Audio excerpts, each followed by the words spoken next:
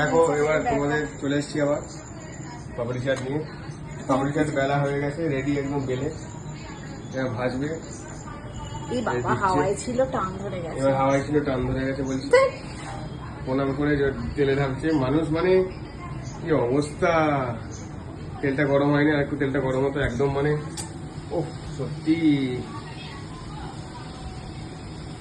দেখো, হ্যাঁ মুখে বলছি একদম। এই দেখো মা ওখানে শতা কাটছে, বাবা বাইরে বসে আছে খাবে বলে, দেখা যাক। হ্যাঁ ক টাকা করে প্লেট করবে? 55 টাকা করে।